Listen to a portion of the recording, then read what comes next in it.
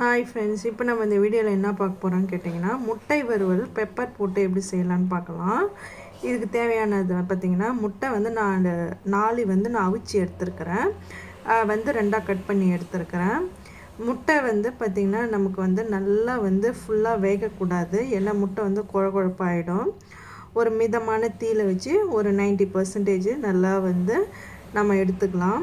இதுக்கு மிளகாய் தூள் கொஞ்சமாக ஒரு தேக்கரண்டி எடுத்துருக்கிறேன், உப்பு தேவையான அளவு, பெப்பரு.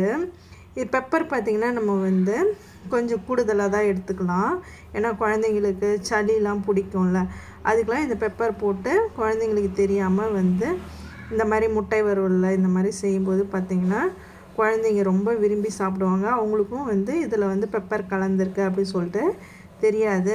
இதில் வந்து நல்லா பார்த்திங்கன்னா நம்ம நல்லா வந்து ஒவ்வொரு முட்டையிலையும் நல்லா வந்து பெப்பரையும் நல்லா வந்து உப்பு சேர்த்து நல்லா மேஷ் பண்ணி எடுத்துக்கலாம்.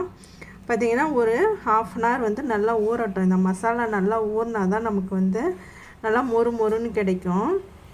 1 பை 1ஆக நம்ம வந்து வச்சாச்சு.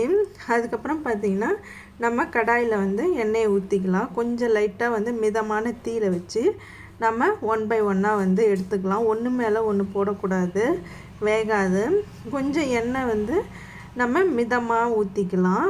அடுப்பு வந்து கொஞ்சம் மிதமான தீயிலே இருக்கட்டும், ஏன்னா முட்டை வந்து ரொம்ப வெந்துடுச்சுன்னா முட்டை வெடிக்க ஆரம்பிக்கும். அதனால் வந்து பார்த்திங்கன்னா நம்ம திட்டமாக வந்து திருப்பி விட்டு பக்குவமாக வந்து எடுக்கணும். இந்த வீடியோ பிடிச்சிருந்தால் லைக் பண்ணுங்கள், ஷேர் பண்ணுங்கள், கமெண்ட் பண்ணுங்கள், சப்ஸ்கிரைப் பண்ணுங்கள்.